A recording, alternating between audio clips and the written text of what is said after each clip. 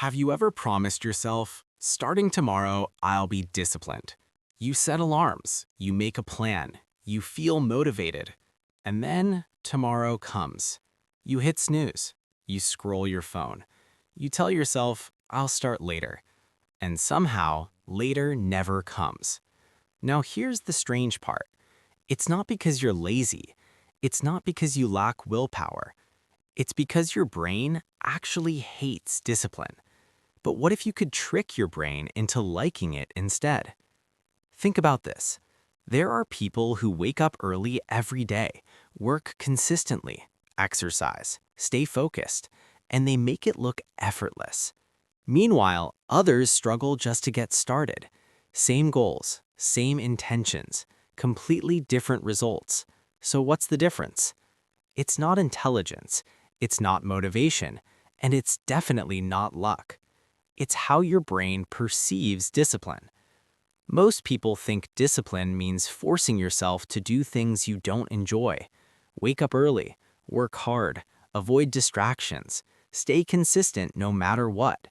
And when they fail, they assume something is wrong with them. I'm not strong enough. I don't have self-control. I always quit. But here's what almost nobody realizes. Your brain is not designed to love discipline. It's designed to protect you, save energy, and avoid discomfort. Thousands of years ago, this helped humans survive. If you wasted energy, you might not find food. If you took risks, you could get hurt. So your brain learned to prefer easy over hard, familiar over unknown, and immediate rewards over delayed ones. Now, fast forward to today. You're trying to build habits, stay consistent, work on long-term goals. But your brain sees all of that as effort, uncertainty, and delayed reward. So it resists. That resistance you feel, that urge to procrastinate, that's not laziness. That's your brain doing exactly what it was designed to do. Let's imagine something simple. You sit down to work. Within seconds, your mind says, let's just check the phone for a minute. That 1 minute turns into 20. Why?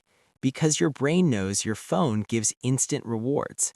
Every scroll, every notification, every video, it's a quick hit of satisfaction. But work, that's effort with no immediate reward.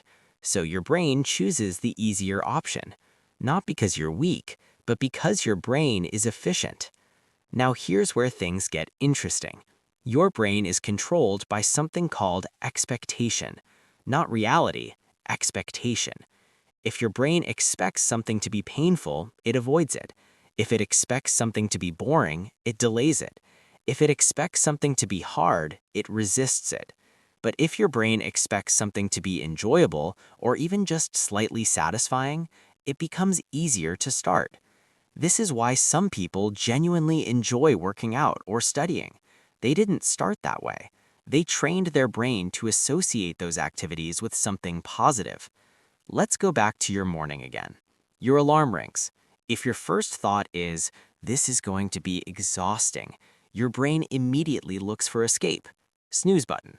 But if your brain expects something small and pleasant, maybe a favorite drink, maybe music you like, maybe a calm, simple start, waking up feels different.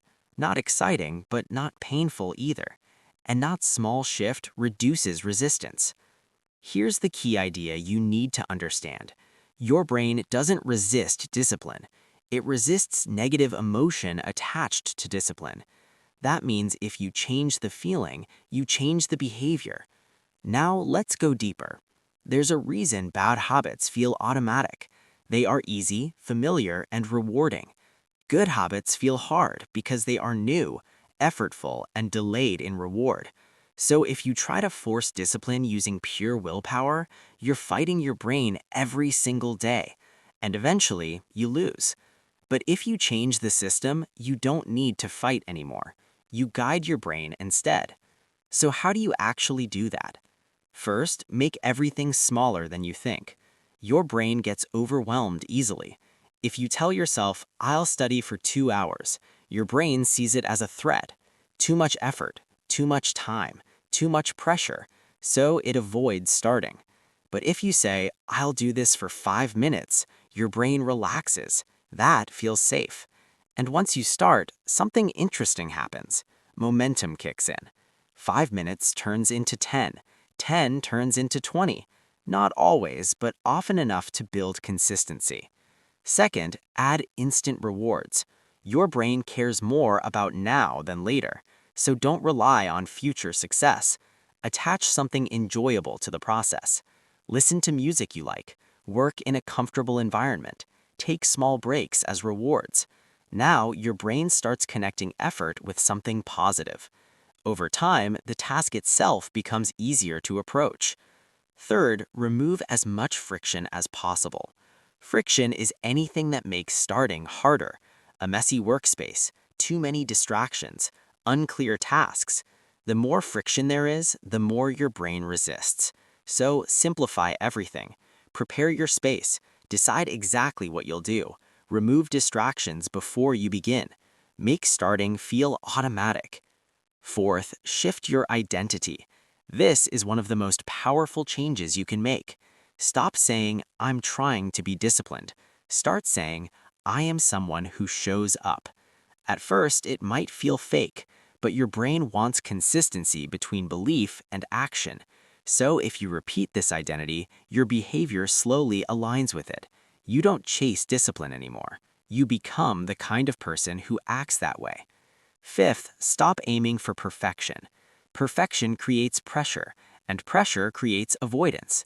If you think you need to do everything perfectly, your brain will delay starting to avoid failure. Instead, focus on doing something small. Even imperfect action builds confidence, and confidence reduces resistance. Now, think about this. What if discipline was never supposed to feel hard? What if it only feels hard because of how your brain interprets it? The moment you change that interpretation, everything changes.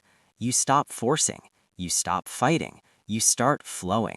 And slowly, discipline becomes something you don't resist anymore. It becomes something normal, something automatic, something part of who you are. So next time you struggle, don't say, I need more discipline. Ask yourself something better. What is making this feel hard, and how can I make it easier? Because your brain is always choosing the path of least resistance. If you make the right path easier, your brain will follow it. And when that happens, discipline stops feeling like effort and starts feeling like identity. And that's the moment where real change begins.